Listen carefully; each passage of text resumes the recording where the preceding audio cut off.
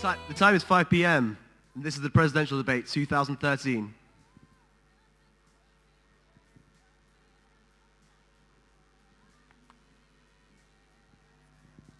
My name is Nick Williams and I'll be chairing this debate.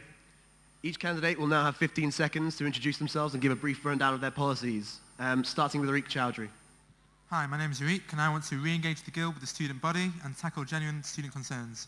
I want to create a Guild that is accessible and inclusive and works for all students to truly enhance the student experience. Thank you, and Malia Buatia. Hi, my name is Malia, 2014 Buatia, and I want you to vote for me because I recognise and appreciate the diversity of the student body. I also have the on-campus and national experience to fight for students' interests and finally break down the barriers in the Guild and into education. Hi, my name's Tetris Tim. I want to make it easier if you get hold of Fab and Grabble tickets. I want you to get value for money from your course, and I want to abolish postgrad DNA forms.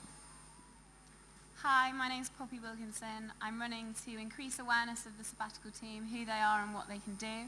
I want to create a more convenient campus, and I also want to improve internal career support.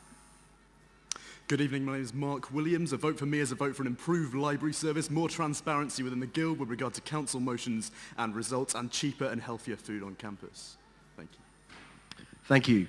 We'll now start with the questions. Each candidate will have 60 seconds to reply to a question, and then once everyone has answered, there will be an opportunity for each candidate to challenge another candidate on their view. The challenges are for 30 seconds, and they will be open to counter challenges with those as well. We're going to go to the floor for the first question. We're going to be speaking to Hannah. Hi, I was just wondering, what do you intend on doing to help to benefit the ethnic minorities on campus? And that's going to be to Amelia first. Okay. Hi. So I have the experience on a national scale of working for ethnic minorities with the NUS Black Students campaign. I think one of the main things is engagement. So, for example, the student groups, societies and associations already have that direct trust and engagement with the very students who are not being engaged in the Guild and the wider and on campus in general. We have to bear in mind they are a third of the student population, yet they are still in the Guild the most underrepresented and disengaged. So I hope to create forums, open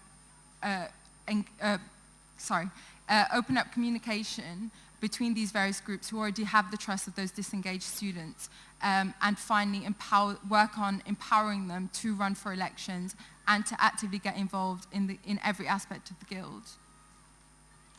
Next we'll go to Tim. I'm very aware that I'm in a very privileged position, being a middle-class white male. I can't represent a Beamish student, but what we can do is there's the new strategic plan which will be running to 2018. We can make sure that the problems and the people who we aren't engaging or representing very well, we can address those through the strategic plan. So if elected, one of the things I'd like to do is work with all the associations, and obviously Beam is one of the associations, to put together a plan that outlines how we're going to fix the problems that we have with engaging these students and representing them. This is something that will be long term. I don't think there's a quick fix over 1 year. I think it should be over 2 or 3 years. And basically, I would use the strategic plan. I would support BEMA. I would talk to BEMA and support them. And then I'd like to see that one of the strands in the strategic plan would be addressing these problems. Bobby? Yeah, likewise. I'm not in a personal position to say that I'm an ethnic minority.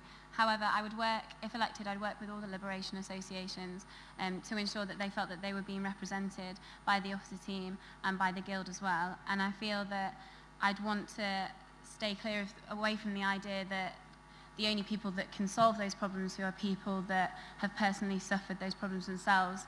And I think it's about communication and engagement with those associations. Thank you, Mark. Okay, so I would promote a Guild where the officer team always listen. I'd look to making the President a much more approachable position. So, for example, creating an unofficial President's Office Hour, whereby anyone can come along, and it would be a time outside of university hours when anyone can come and just see the President, speak to them one-to-one, so that they know that the President has heard their particular problem or idea or whatever they wanted to say, and they'd know that the president had heard, and if nothing got done about that, then the president would be held completely accountable to that person. Finally, Arik. Currently, I'm the president of the Ethnic Minority Association, so I have a lot of experience with regards to ethnic minority issues.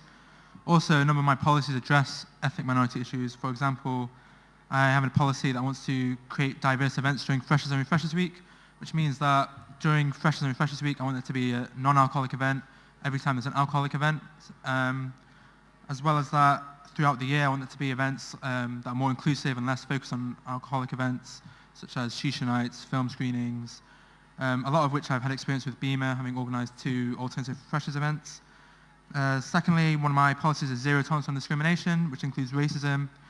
I've got experience in improving this with the Guild Council motion I passed, banning blackface from Guild events. As well as this, I want to improve the courses, make them less Eurocentric, make sure there's more BME lecturers, and yeah, it's a pretty important issue for me, so I would fight for that if elected. Thank you, Arik. We'll now go to the first round of challenges. Has any candidate got a challenge for the other? Is it possible to just have some clarification? Well, you can have 30 seconds to challenge any one of your fellow candidates' policies. I think it was just regarding like Poppy's comment about not necessarily needing BME representation to tackle BME issues, but so I'd just like you to... That's not exactly what I meant. What I meant was I want people who feel that they've suffered discrimination for being an ethnic minority to feel that they could come and speak to me about it as a president, and I'd be able to address those issues, not that you don't need representation for it. Does that clarify that more clearly? Okay. It was just because I'm wondering whether you recognise the autonomy and the need to have BME representatives in order to directly tackle them. I understand that the best people to tackle those issues would be the people who've suffered the problems themselves. However, I want to be able to represent them in those issues, despite not having suffered them myself. Okay, we will now go to the floor for the second question. I think Freddie is down there on the right. It's Owen. Oh, sorry. Okay, given your role will include the title of Editor-in-Chief of all media groups, how will you deal with issues of editorial freedom in scenarios where it clashes with the Guild's reputation? Okay, brilliant. And we'll go to Tim first. And could we ask that Poppy moves her mic a little bit closer to her? Sorry. Tim, if you'd like to answer the question first. I think that this is sort of a difficult question to answer because there's a trade-off between our legal obligations to not be sued and what Red Brick and the other media groups produce. I think basically that if the relationship is a good one and there's respect between the two parties and the two parties are communicating with each other, and the president, who I don't really think should be the editor-in-chief of Red Brick, I think that should be the vice president of activities and development personally. But so I'd like to think that the Vice President of Activities and Development would be taking a lead on that rather than myself. But I think that as long as the two parties are communicating with each other properly and they're working together, then most of the problems can be overcome. I think the problems come in when one party is not communicating with the other party and sort of information's going around last minute and it all gets very stressy and there's phone calls at midnight, and I think we can avoid those situations, then things should be fine. And Poppy? Yeah, I think having spoken to people who work and volunteer for Red Brick, I think that sometimes they feel that they can be put into an awkward position with publishing things, especially with regards to the Guild regulations. And I'd work to make sure that no one was put in that kind of position. And I think that the Guild should not be biased about anything and should take a neutral stance on things, but at the same time portraying both sides of issues. And again, with legal obligations, you don't want to be running into any nasty business of being sued for printing things, but at the same time I want to recognise the right to freedom of expression and being able for students to be able to put those things across. And Mark? Okay, so freedom of speech is hugely important within Guild media, within reason. As Tim said, it would be foolish to risk legal action over extreme cases. However, I also appreciate that it does put the President in a position of particular responsibility and somewhere where you could actually abuse your power to some extent to block certain pieces of information that you didn't want releasing. So I think from there you'd have to, it's a case of acting with complete integrity. Thank you. Arik? I think the freedom of press is fundamental to democracy. The editor of Redbrick, as I understand it, is democratically elected by its members.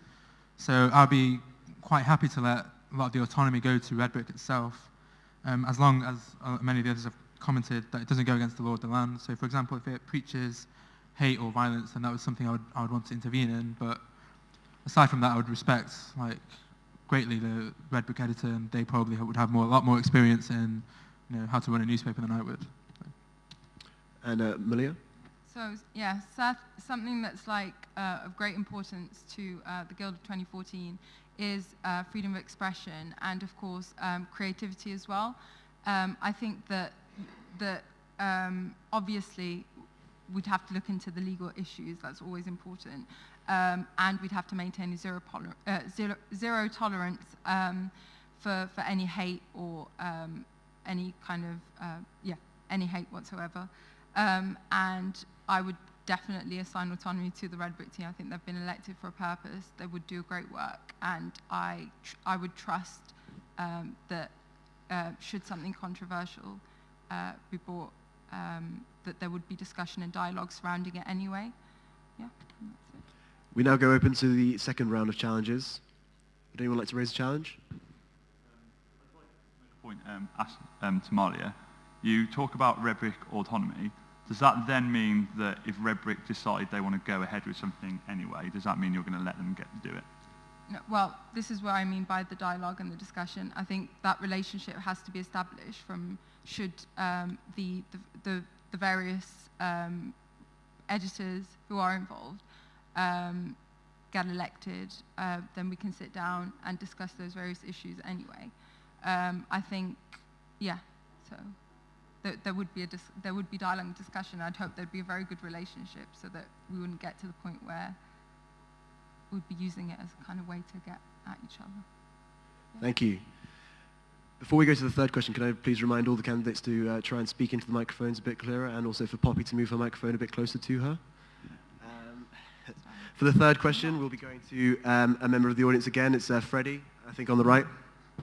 Is guild politics a boys' club? And if so, what will you do to combat it? We'll start with Poppy this time. Okay, so I think historically it has been very much a boys' club, and as a woman, I feel that if elected, I'd want to encourage other women to get involved with guild politics. But I think this links to my point about increasing awareness of the officer team, because I don't think at the minute it's just women on campus that aren't engaged with guild politics. It's a large amount of students that aren't involved with guild politics. So I'd want to encourage everybody to become more involved in guild politics and understand it a lot more. Not to just encourage women to run for the sake of it, but to encourage more people to run for the right reasons. Thank you. And Mark? No, the guild politics is not a boys' club. I understand there may be a disproportionate amount of men in the guild. So the way I would look to resolve that is through working an incredibly close relationship to the women's officer in order to promote women within the guild. I think that's about what I've got to say on that. Thank you. Arik? I think it's important that the guild works strongly with the women's officer and the women's association. I want to empower associations as they're the representative body of a lot of diverse groups on campus. But aside from that, I want to make the guild accessible to all. There are other groups that are underrepresented in the guild, such as ethnic minorities, LGBTQ, different religious groups. So I think it's important to make the guild inclusive to all students. And a way to do that is obviously to, as part of my policy on zero tolerance on discrimination, is break down the barriers that students face when getting involved with guild politics and the guild in general, and make it a safe space from all forms of discrimination. That's what I've got to say on that. Malia? Yeah, I've witnessed 7 years of it being a strictly white male environment and political body in a sense. So I would work with liberation groups. I've already worked with like the Women's Association and the NUS Women's Campaign.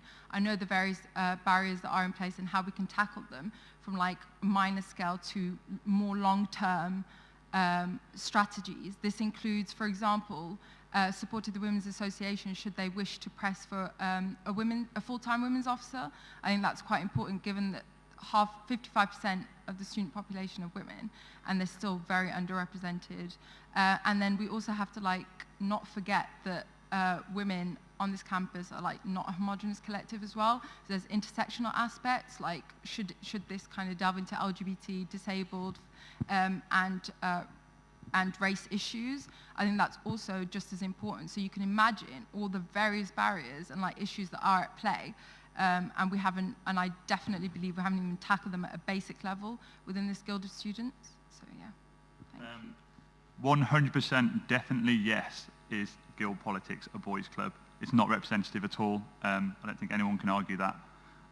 But interestingly, it's not the Guild itself.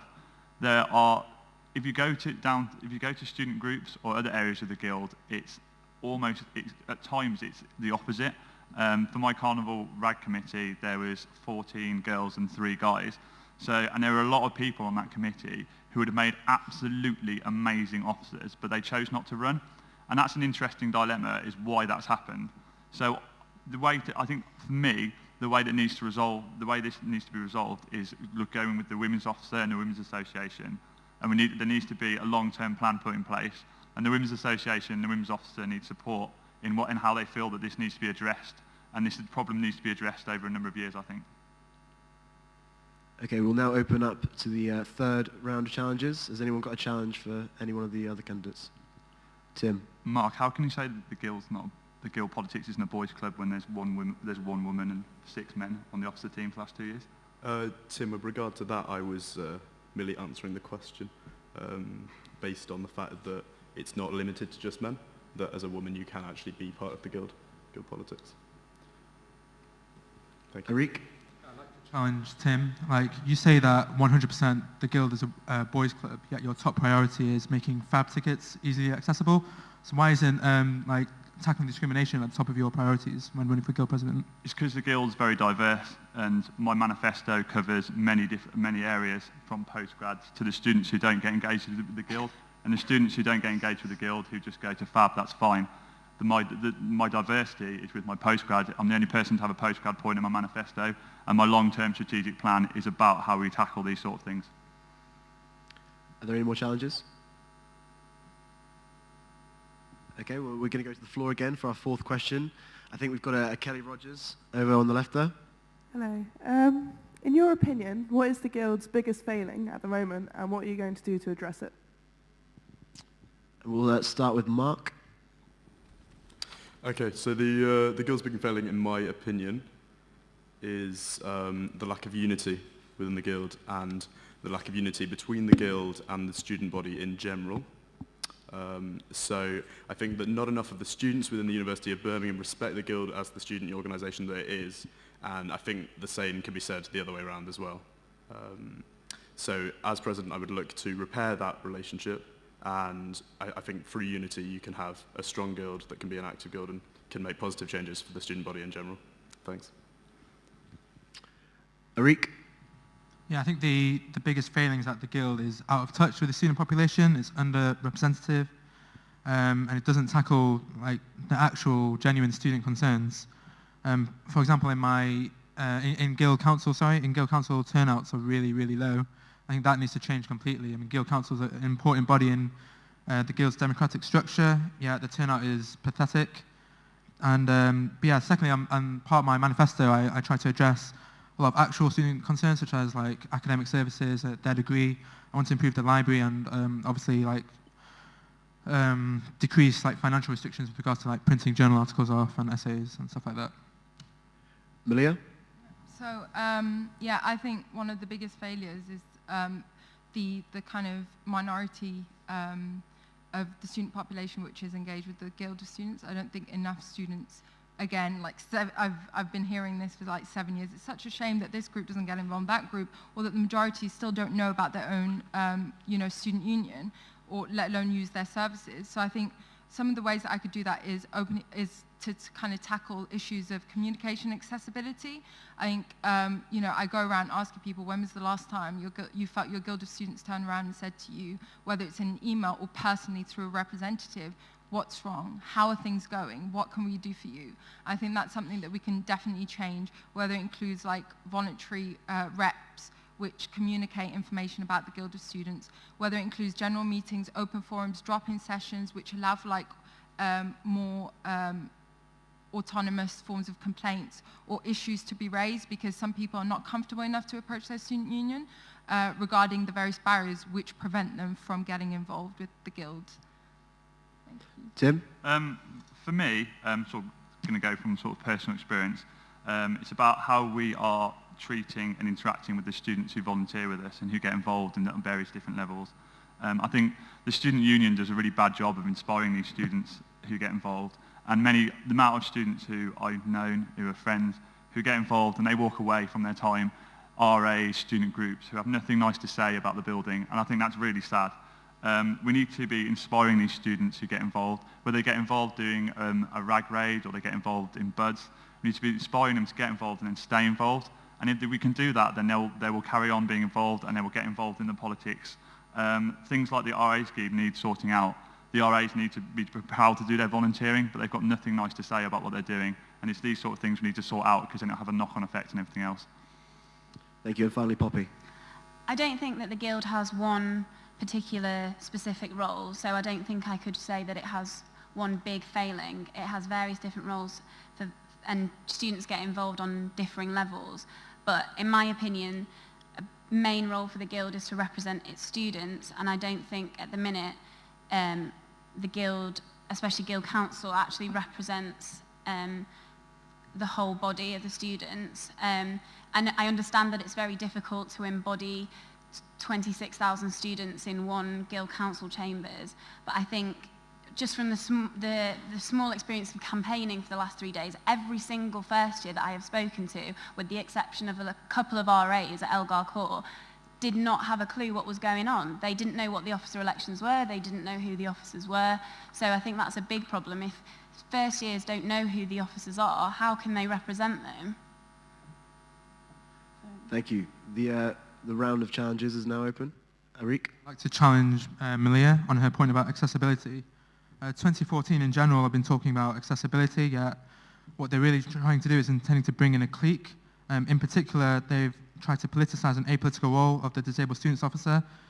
For example, like Ellis Palmer, who has cerebral palsy, not only has to campaign against an individual, but an entire political slate with resources that he wouldn't have access to. So I'd like to know how you can make a point about accessibility when essentially a clique like the 2014 is breaking down accessibility to the Guild. Okay, well, I'd like to say that it isn't a clique, and it is like a diverse range of students who are getting involved with like shared visions. We also have a disabled student who's running. We obviously has a different form of disability, and I don't think that we can necessarily. We're not like, this isn't like some monster campaign against the other disabled students officer. This is more of a collective one. So I think we have as many disadvantages running as 14 candidates with such a kind of huge group to represent, to kind of fight for, as we would. Sorry. Can I make a counter? That's not the point I was making. The point I was making is the slate itself has massive resources that a disabled student disabled students will find it hard to campaign in general, as well as non-SAB students. For example, the Guild of 2014 has a financial advantage over every other student in that they can share resources to have a website. So a domain name for websites usually costs about like £10, but everyone in 2014, every candidate can only pay like 50p. So they have a financial advantage, and that's the point I'm trying to make, is that 2014 has a lot bigger advantage over other students running, and yet they have the nerve to talk about accessibility and improving that. Tim, would you like to make a point as well? Arik, aren't you more having a go at the election system and how it works at the moment, rather than 2014? I think you're directing your anger in the wrong direction. But you're not, because we're not preventing the accessibility of that particular student. No, This I'm is- saying but that slates are you're themselves talking are about accessibility and the anti-accessibility. elections and the Guild of Students. We are not in control of the Guild of Students nor of the elections in order to make it an inaccessible campaign for that particular candidate. And secondly, you know, like I said, it could be just as much of a disadvantage for our disabled students officer or candidate as an advantage. So Okay, that's not the point I was making. Okay, well, My we're opinion going is to come back more and inaccessible. I'm going to have to cut you off there. We're going to come back and touch on the 2014 issue a bit later on. My fifth question, which has been submitted by Philippa Jefferis, who was not able to attend today, is: would you agree that the Guild elections are only of interest to a small minority of politically and personally motivated individuals who fail to engage with the silent majority? And we'll start with Arik. Yeah, I think there is like a very cliqueness to the Guild. A lot of people like who run in these elections are often people who are like directly involved in Guild politics, Guild councillors. But that's not to say that can't change in the future. I think if we engage with students and probably like talk to them and find out what they care about and like improve our democratic structures, like for example with Guild council elections, if we improve the promotion of that, improve the turnouts in our Guild officer elections, I think the Guild can be more relevant. And then I'm not sure about the silent majority. I don't know how someone can claim that a silent majority can have opinion if they're silent. But no, I think like there definitely needs to be a push in the future to like engage with all students properly, which I think the Guild has failed to do so in the past few years. Maria? would you mind repeating the question? I can indeed. Would you agree that the Guild elections are only of interest to a small minority, of politically and personally motivated individuals who fail to engage with the silent majority? Well, I think, yeah, I definitely do agree with that point. And I think that although I don't believe that the majority are depoliticized or apathetic, I just think that there are various barriers to those various students, whether it includes a lack of communication, engagement, or kind of more institutionalized ones, which prevent them from getting involved. Okay, and Tim? Yes, but I hate the term silent majority. It's because it's used as a get-out clause for people to say something, claim that they represent the silent majority, when who are the silent majority? Because they're not talking about postgrads, and that's a third of the university. I'd still agree with the sort of sentiment of the point. As an undergraduate, I wasn't involved in the Guild. All I did is I went to Freshers Fest, I went to Fab, I went to Grad Ball, and that's all I used the Guild for. And when the officer elections came around and campus got like cardboard all over it, I was just like, what is going on? And I never voted, I just didn't care. So from that point of view, I'd say yes, from personal experience. But then that's our job. Our job is to go out there. All the campaign team's job is to go out there, get the message out there, make sure that people aren't voting just for like who's the most visible, and they actually know what they're voting for, their manifestos. And I think that's part of our job, is to make sure that that's not the case. Okay, Poppy. Yeah, I think I have said before that I do think that not enough people know about the officer team and Guild politics, but I'd hope to be an example of someone who hasn't come from a particularly politically Guild background. I didn't run in the RA elections, I've never been a Guild councillor, I'm involved with a society that isn't Guild affiliated. However, it's sort of like a catch-22 because that's what's made me want to run, but I had to actively go out there and find it, and I don't think that every student would do that. So I would aim to encourage more people to run, especially in the RA elections, because I know the turnout for that this year was particularly poor, so I'd want to encourage that.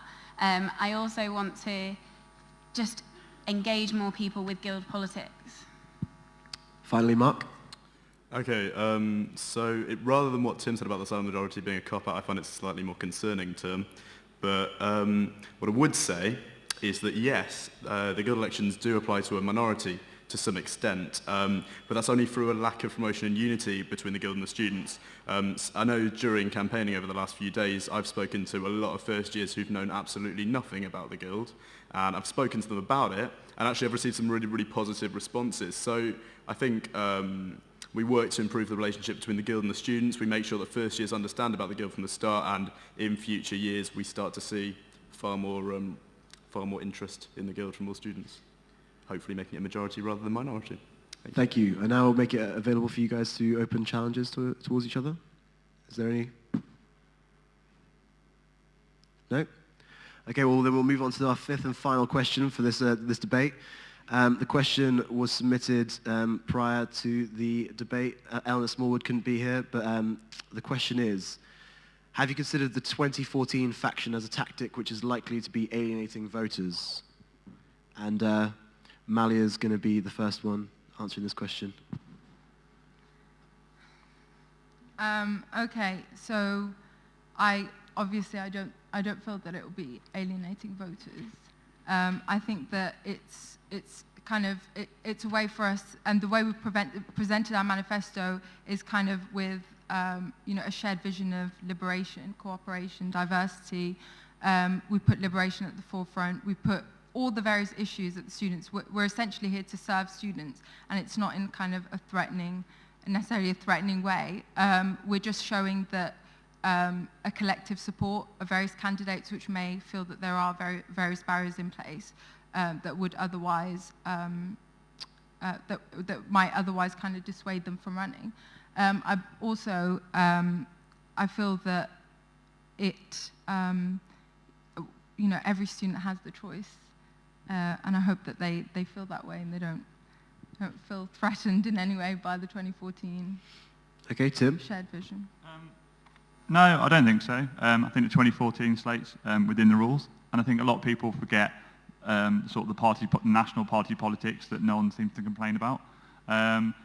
There's still obviously the message is still getting out there, and it's up to the students to decide if they like that message. I personally don't have any problems with it. I understand some people do, but I have no issues with it. I think it's fine. Poppy? No, I don't.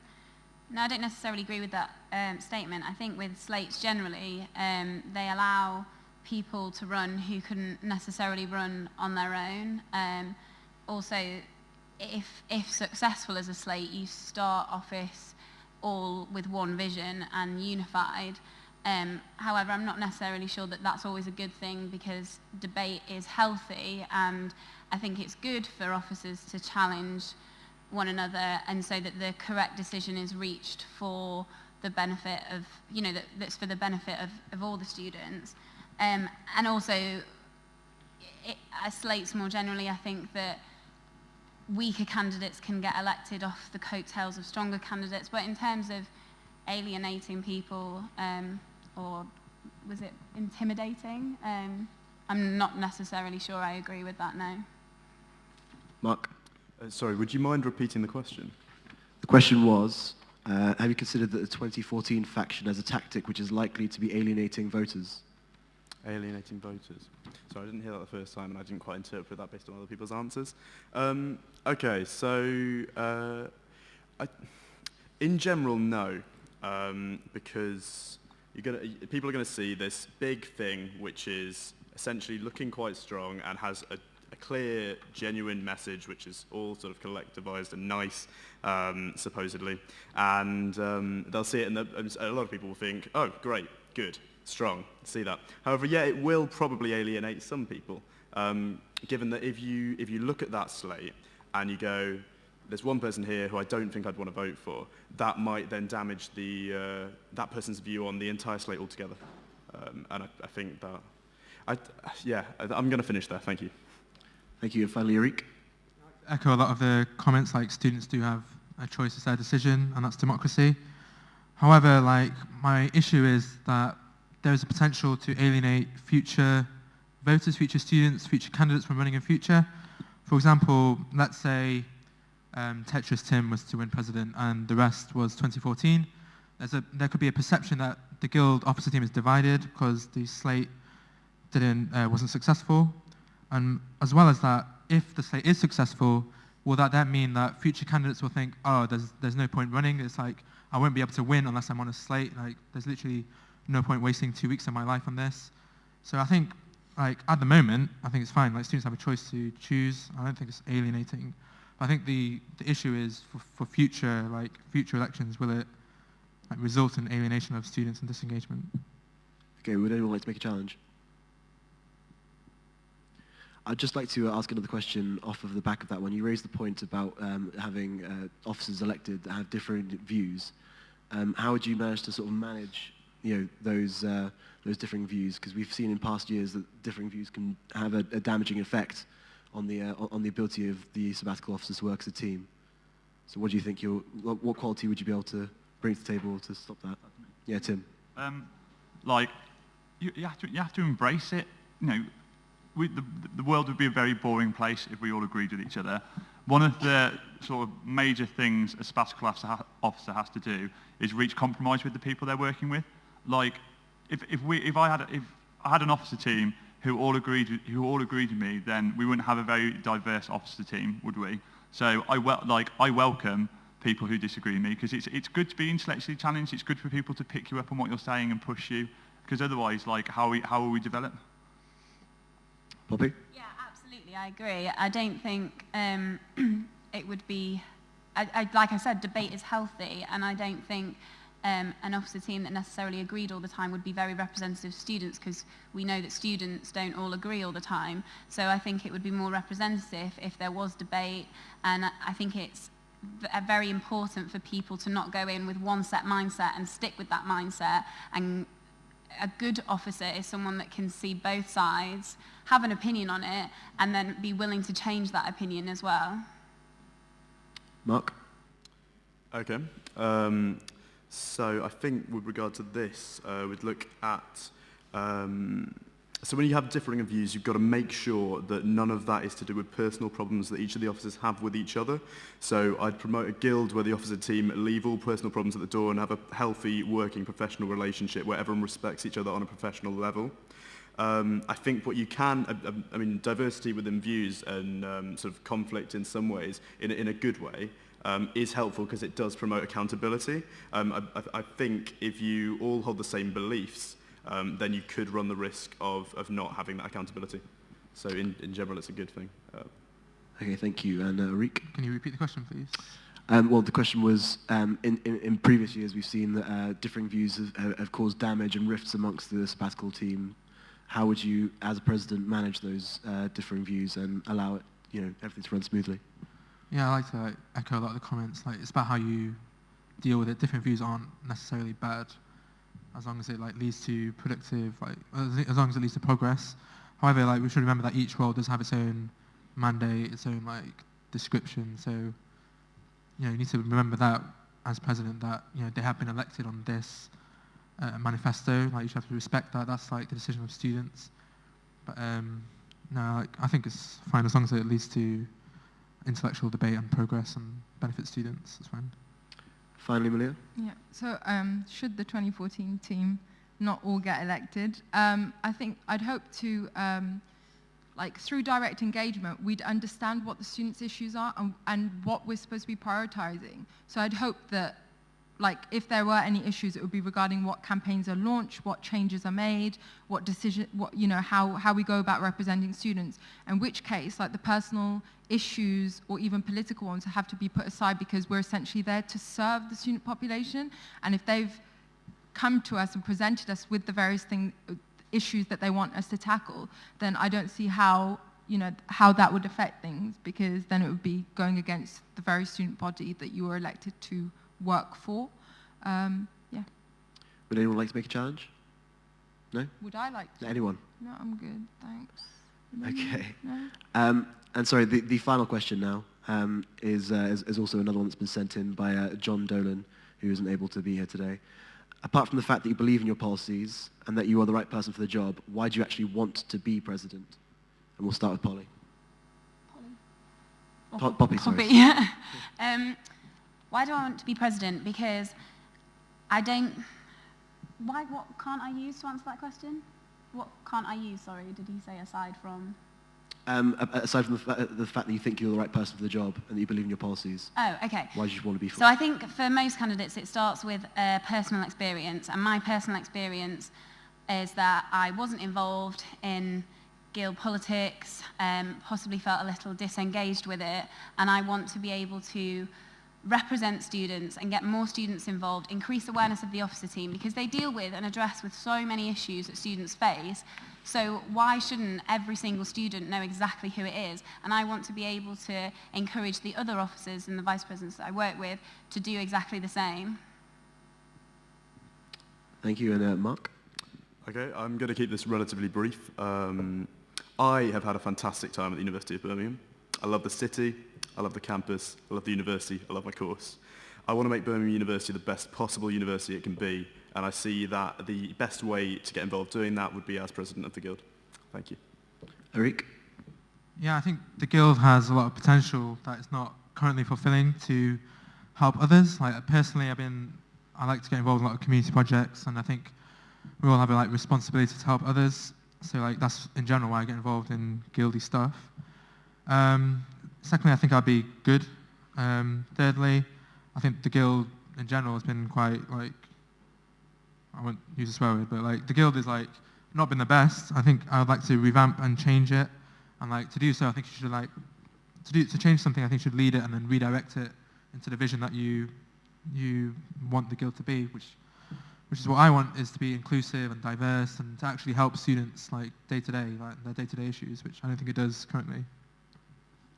Malia? Yeah. So, well, I've seen the amazing diversity and potential through engaging with various groups across this university. I think it's about damn time that they get involved within the student union. They give them that passion, energy and creativity, because there is so much potential, and it could really just take our student union to the next level and benefit them, empower them, and have a lasting effect. Within my first year, I'd experienced everything from racism within my seminar groups to to sexism to, I was also a home student, literally been through it all within my first year. And I just thought,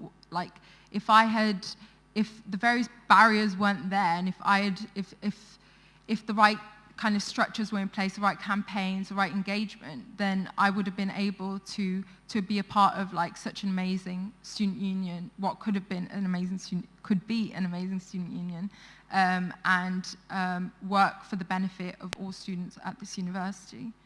Yeah. Finally, Tim? Cool. The student unions give me a lot. It's very personal. Basically, I don't think I can walk away knowing that I didn't try and fix the problems that I can see. I want to set an example to others who are disillusioned. I want to stay involved, and I want to make that difference. Even when things aren't great, it's really important to stay and try and fight for what you believe and try and improve things. And also as well, obviously I've been at uni for a while. I want to set something up for the student union. I want us to say 4 or 5 years down the line, when the students are coming to Birmingham University, they look back on our officer team and they say, that's where it started. Brilliant. Would anyone like to challenge any of the answers that have been made? Okay, well, with that, I'd like to say thank you to the 5 presidential candidates and good luck with elections night next Saturday. I'd also like to thank the audience here in the Deb Hall and those of you listening and watching at home. I've been Nick Williams, and this has been the Presidential Debate 2013. Please do keep up to date with all of the elections coverage on guildelections.co.uk. Thank you very much.